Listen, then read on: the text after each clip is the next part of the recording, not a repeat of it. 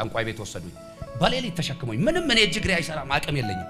በጣም በህይወት የማረሳው 3 ደጃፍ ነው ታልፎ የሚገባው። 2ቱ ደጃፍ ሲታለፍ አሁን እዚህ እየገባ እያጠባችሁት ያለውን ሰው ያስወጡታል። ገና እኮ አላጠቡኝም። ሰው እዛ ጋር በግራዋ በምናምን ይታጠባል። አስወጡልኛል። አሟሟቴ ራሱ የማያምር አሟሟት ላይ ደርሼ አውቃለሁ። የማያምር ላያዝ የማይመች ለቀብር የተጫነ ሰው ነበር። ይኸው ሕያው ምስክር ካልተሳሳትኩ እና 6 ወይ 7 ጊዜ አይደለ ጌታን የካድኩት ማለት ነው። ሰውን እኮ አይደለም እኔ እነሱን ብቻ የሚሸውድ ነው የሚመስለኝ፣ እነሱን ማባበል ማታለል ነው የሚመስለኝ። ለካ ጌታን ነው ሲገባኝ 6-7 ጊዜ እየካድኩኝ ጌታን እየተቀበልኩኝ እነሱን ለማስደሰት ዞርልና ስራቸው ይፍረስላል።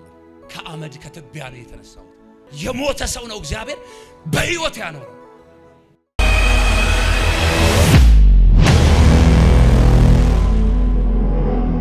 እና እንዴት ነሽ? ቁሚልኝ እስቲ ማየ። መቼም ብዙ ሰዎች ልትገረሙ ትችላላችሁ። ከማንም በላይ የምትገረመው እቺ እህቴ እንደሆነች አውቃለሁ። አሟሟቴ ራሱ የማያምር አሟሟት ላይ ደርሼ አውቃለሁ። የማያምር ላያዝ የማይመች ሰው ወደ ጨርቅነት ሲቀየር ታውቃላችሁ። ይሄ አሁን ፊታችሁ ቆሞ የሚያወራው የተንቀሳቃሽ አፈር ወደ ጨርቅነት የተቀየረበት ዘመን ነበር። ለቀብር የተጫነ ሰው ነበር። ይኸው ሕያው ምስክር የቤታችን የመጀመሪያ ልጅ ከእናቴ ቀጥሎ እናቴ፣ ለሁላችንም ግን ለኔ ደግሞ የተለየች እናት። ያ ብቻ አይደለም በጓዳም በአደባባይ በተገኘ አጋጣሚ ለዛሬው ማንነቴ ተቃትትልኝ የነበረው ሴት ነች። የሞት ጣር ሲይዘኝና ሲከበኝ ተንበርክካ እሷና ባለቤቷ ክፍልሽ እሪ እያሉ እያለቀሱ እባክህ ጌታን እኮ ብታገኝ ብትሞት እንኳን ህይወት አለ። ደግሞ ዞርልና ስራቸው ይፍረስላለሁ። ጌታ ግን የኔን ነገር እኔ ውስጥ ያለውን ነገር ለካ እያፈረሰ ነው። በየቀኑ ህገወጥ ግንባታውን እየናደው ነው።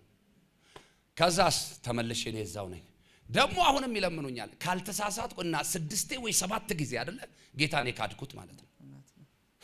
ሰውን እኮ አይደለም እኔ እነሱን ብቻ የሚሸውድ ነው የሚመስለኝ፣ እነሱን ማባበል ማታለል ነው የሚመስለኝ። ለካ ጌታን ነው ሲገባኝ 6-7 ጊዜ እየካድኩኝ ጌታን እየተቀበልኩኝ እነሱን ለማስደሰት። ከዛስ በኋላ ፈወሰኝ እኮ ይሄ እግዚአብሔር፣ ፈወሰኝ እኮ ይሄ እግዚአብሔር። ግን ተፈውሻለሁ ብዬ በቤቱ አንድ ቀን ይኸው በእግዚአብሔር ፊት አንድ ቀን በቤቱ አልተገኘሁም። ሞቴ እየተጠበቀ ማለት ነው።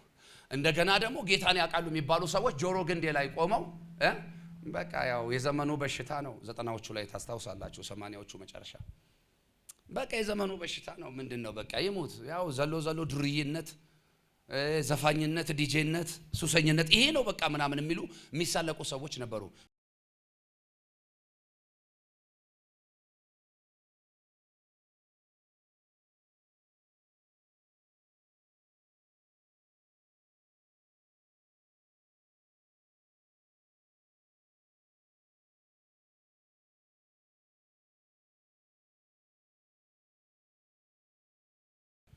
ያውም አገልጋዮች የሚባሉ ነቢያቶች፣ ወንጌላውያኖች ምናምን ጌታን የሚያውቁ ሰዎች እና አጠገብ የራስጌ ላይ ቆመው ሲያወሩ እናት አለቅሳለች። እኔ ቀስ ብዬ አያታለሁ። ብዙ መናገር አልችልም፣ አንደበቴን ሁሉ ይዞታል።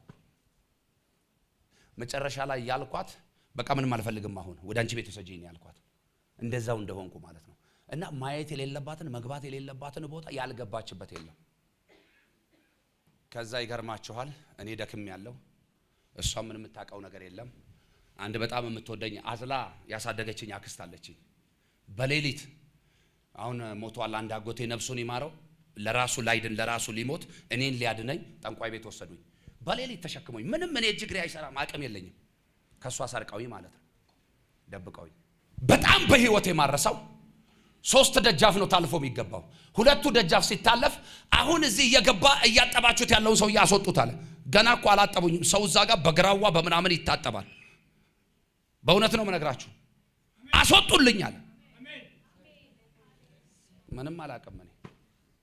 አካባቢውን የምታውቅ አንድ የሩቅ ዘመድ የሆነች ሙስሊም ሴት ነች። አብራን አክስቴ አጎቴ ምናምን ሆነው የወሰዱኝ። ብቻ ቦታው ላይ የከበሮ ድምፅ ነው ለኔ የሚሰማኝ። በጣም የሚገርማችሁ ነገር አውጡልኝ ምናምን ሲባል እልፍ ብሎ የሆነ ጽድ ጥላ ስር ላይ ወስደው አስተኙኝ። አጋፋሪዎቹ መጡና ቶሎ ከዚህ ቦታ አውጡት፣ እናንተ ትቀሰፋላችሁ አላቸው።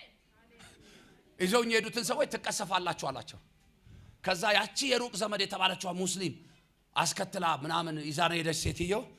አይ እኔ ችግር የለ እኔ ምንም አልሆንም እኔ ቤተሰብ ነኝ፣ ግን አንተ እመን በቃ እንደምትድን እመን ንስሐ ግባና ያስገቡሃል አለችኝ። ብዙ መናገር አልችልም። ምን ልላችሁ ፈልጌ ነው፣ ልክ ይሄ ወሬ ዜና እሷ ጋር በደረሰ ጊዜ ከተማውን አታውቀውም። ያ ገጠር ወረዳ ላይ ነው የሄድነው። ከተማው 20 ኪሎ ሜትር ምናምን 10 ምናምን ኪሎ ሜትር አርቀው የወሰዱኝ። ስትከንፍ መጣች። ሲነገራት እንዴ ጌታን ይዞ መሞት ክብር አለው አይደል እንዴ? ሁለቴ ይሞታል እንዴ? አንዴ ነው የሚሞተው። ይሞት ወንድሜ፣ ይዤ መጣሁት እኔ ነኝ፣ ይዤው እሄዳለሁ አለች። መጀመሪያ ወደ ቤት መልሽኝ ብያታለሁ። አንጠልጥላኝ ይዛኝ መጣች ወደ ናዝሬት። በጌታ ፊት ነው ምነግራችሁ። ከዛ በኋላ የጸለየልኝም ሰው አልነበረም ከነሱ ጩኸትና ለቅሶ ውጪ። ከዛ በኋላ የገባሁትም ንስሐም አልነበረም። ብቻ ምን አለፋችሁ ጌታ ፈወሰኝ። ወዳጄ ህመም ስለ ዝም ብሎ እንዳይመስልህ። እህቴና የእህቴ ባል ወገባቸው እስኪሰበር ነበረ ጎንበስ ቀና አድርገው የሚያጥቡኝ። ከአመድ ከትቢያ ነው የተነሳሁት። የሞተ ሰው ነው እግዚአብሔር በህይወት ያኖረው። ተሸክማኝ እንደገና በኮንትራት መኪና ወስደን በኮንትራት መኪና መልሳ መጣች። እንደዛ ሆኜ የተፈወስኩ ሰውዬ ልነግራችሁ የፈለኩት ፖይንት ምን እንደሆነ ታውቃላችሁ? አንድ ቀን ቴንኪዩ አመሰግናለሁ አላልኩትም። ተመልሼ ወደ ባሰ ዓለም ውስጥ ነው የገባሁት። እውነት ውሸትና ወደ ባሰ ዓለም ውስጥ ወደ እብደት ውስጥ ነው የገባሁት። በቃ አዳማ ከተማ ላይ ቃሚው፣ ጠጪው፣ አጫሹ፣ አስጨፋሪው እኔ ነኝ። እብዱ እኔ ነኝ። ግን እግዚአብሔር ምን ብሎኝ ነበር? ዘመን ጨምሮልኝ ነበር። ዘመኔን ደግሞ ጠላት ለተወሰነ ጊዜ በላው። መልሶ ግን ያ የኪዳን አምላክ እግዚአብሔር አስተፋልኝ። በዛ ሁሉ ለቅሶ፣ በዛ ሁሉ አዘነ፣ በዛ ሁሉ ችግር ውስጥ አለፉ። እንደው ተዋንትዬ ሲሉኝ እሺ ስላቸው፣ በጣም ነው መወዳት እንደነገርኳችሁ። ክፍልሽን በጣም ነው መወደው ባለቤቷን። እሺ ስል አንድ ቀን መጣ ነካኝ። እግዚአብሔር ጩኸቷን ሰማ። በቃ ለኔ በጣም ቃተዋል። እግዚአብሔርም ሰምታችኋል። ባርኩልኝ እስቲ በጌታ አሜን አሜን አሜን። እና እንዲህ ትለኛለች፣ ህልም ነው የሚመስለኝ አንተ ጉዳይ ነው የምትለኝ። እና ምን ይመስልሻል? አንድ ቃል ብቻ ልናገር። እውነት ኪዳን ያለው ሰው አይበላም። በቃ የእግዚአብሔር አጀንዳ ስላለበት ነው የዛሬ መቆቁ። እኔ አሁን ማመን ያቅተኛል። እንግዲህ እኔ በጌታ ቤት ብዙ አመት ኖር ያለው፣ ግን ያለው ትጋት ያለው ጸጋ እግዚአብሔር እለት እለት እያሳደገው ያለው ነገር ለኔ ይገርመኛል። በቃ እግዚአብሔር በቃል ቢሆን ማንንም ሳይንከባከበው እግዚአብሔር ራሱ ተገልጦ አስተማረው። በቃ ቴዎሎጂ ስለተማረ ሳይሆን ቃል ቢያዘው ጸጋው ሲደግፍ ነው፣ ጸጋው ሲረዳ ነው። እና እግዚአብሔር ስለረዳው የዛሬ ማንነቱ የእግዚአብሔር እጅ ነው፣ ኪዳኑ ስላለ ብቻ ነው። እና ወደ ጌታ ከመምጣቱ በፊት እኛ ብንልም ያው እሱ እንዲና እንዲ ነው። እንደዛ ሆኖ ደብተር ገዝተሽልኝ አንጪ አለ። እኛ ወደ አዳማ ለመምጣት ቤርጎ ይዘን አርፈናል። እዛ ቤርጎ 30 ሉክ ደብተር ገዝቼ ሰጣሁት። ለምን ዓላማ እንዳለኝም አላውቅም። እኔ ደብተሩን ሰጥቼ ደብተሩ ላይ ግጥም ጽፏል። የሚያሳዝኑ ግጥሞች፣ በቃ በእውነት የሚያሳዝኑ። ይሄንን ዜማ ለሚችሉ በሰጫጫው መዝሙር ይሰሩታል አለ። እሱ እኮ ያነ የለም፣ ይቅማል፣ ያጨሳል፣ ይጠጣል። ግን የሚገርም ነገር ነበር የጻፈውና እኔ እስከዛሬ ያ ነገር ይደንቀኛል። እግዚአብሔር በቃ ኪዳን ካለ አይበላም። በቃ እግዚአብሔር ያስቀጥላል። እኔ ባንተ ያየሁት ይሄንን ነው። በቃ በየትኛውም ነገር ላይ በጣም ስኬታማ ቢሆንም ግን እግዚአብሔር ከሱ ጋር ኖሮ ወደሱ መጠጋትና መቀጠል እንዳለበት ያወቀው ጌታ ይሄው ዛሬ ላይ ያቆሟል።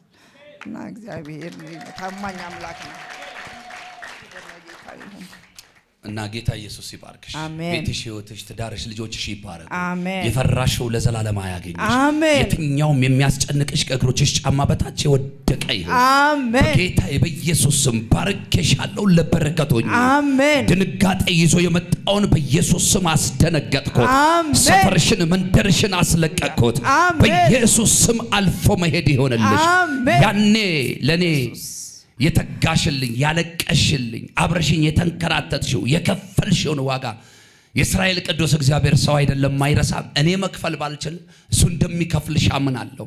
በኢየሱስ ስምና ስልጣን እንደ ጉብዝናሽ ወራት ትጋት አሁን ደግሞ ዘመንሽ በደከመ እድሜሽ በደከመ ጊዜ ጉልበትሽ በደከመ ጊዜ የሰማይ አምላክ እግዚአብሔር ብድራቱን ይክፈልሽ። አሜን። በኢየሱስ ስም በክፉ ቀን እግዚአብሔር ይስማ ተብሎ እንደተጻፈ በክፉ ቀን እግዚአብሔር ይስማሽ። አሜን። በኢየሱስ ስም ባረኩሽ ለበረከት ሆኜ። አሜን አሜን። ምን ልላችሁ ፈልጌ ነው? ባጭሩ ስለኔ ታሪክ ላወራችሁ አይደለም። የሥራውን ባለቤት ስለ ጌታ ልነግራችሁ ነው። ይሄ ነገር የተደረገልኝ ሰው እኔ ጌታን አለማገልገል፣ ይሄን የመሰለ ቅዱሳን ሕዝብ አለማገልገል አልችልም።